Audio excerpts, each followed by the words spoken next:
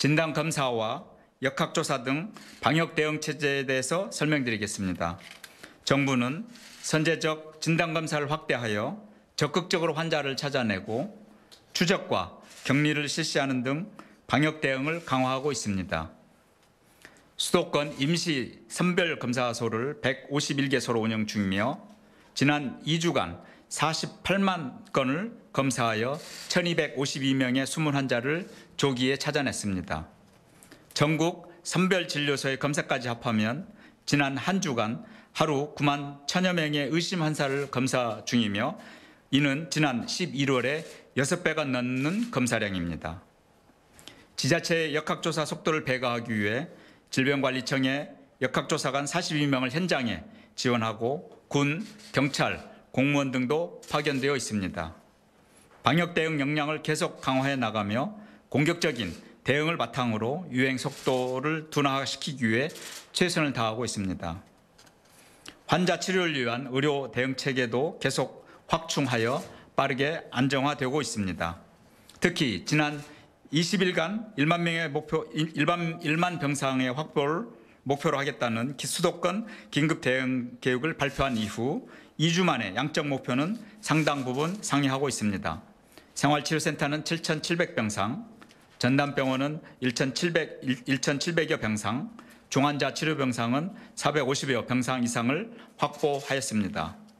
이에 따라 즉시 입원 가능한 병상 여유도 증가되어 현재 생활치료센터는 6,200여 병상, 전담병원은 1,500여 병상, 중환자 병상은 164개, 특히 수도권은 80여 개의 병상 여유를 가지고 있습니다.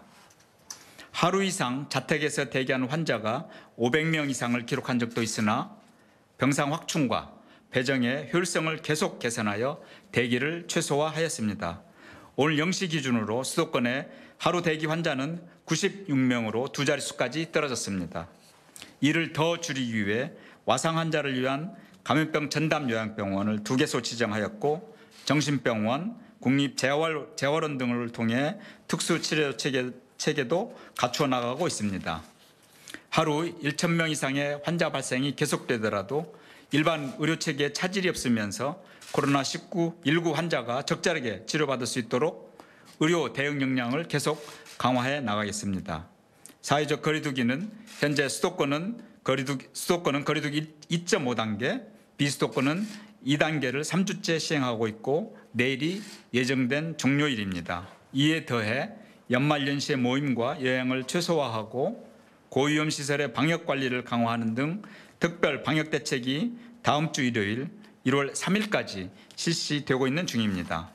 정부는 오늘 중대본 회의에서 사회적 거리두기의 조정 방안을 논의하였습니다. 현재 거리두기 체계를 연말연시 특별 방역대책 기간인 1월 3일까지 6일간 연장하기로 하였습니다. 현재 환자 발생 수준에 대해서는 방역과 의료 대응 역량을 계속 확충해 대응하고 있어 한계 상황으로 보기 어렵습니다. 이에 더해 연말연시 방역대책의 효과에 따라 둔화되어 가고 있는 환자 증가세가 어떻게 변화할지 그 추이를 보며 모든 거리두기 조치를 종합적으로 판단하여 조정할 필요가 있기 때문입니다. 이에 따라 전반적인 거리두기 조치는 다음 한 주의 상황을 지켜보며 연말연시 특별 방역대책이 종료되는 1월 3일 이전 종합적으로 조정할 예정입니다. 다만 현장에서 풍선 효과 문제로 건의되고 있는 일부 방역수칙을 보완할 예정입니다. 패스트푸드점도 카페와 동일하게 커피, 음료, 디저트류만 주문하는 경우 포장, 배달만 허용하고 무인 카페도 매장 내 착석을 금지합니다. 여전히 현재 국면은 아슬아슬한 위기 상황입니다.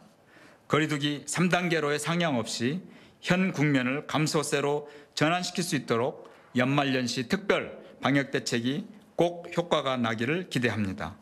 모든 국민들께서는 조금만 더 인내하시고 사람과의 만남과 모임을 최소화해 주시기 바랍니다. 특히 마스크를 쓰기 어려운 만남은 하지 않는 노력에 동참해 주시기를 적극 부탁드립니다. 성탄절을 지나 한 해를 마무리하는 연말이 다가오고 있지만 사랑하는 이들과 모여 뜻깊은 자리를 가지는 것이 어려운 상황입니다. 방역당국자로서 송구하고 안타까운 말씀을 다시 드립니다.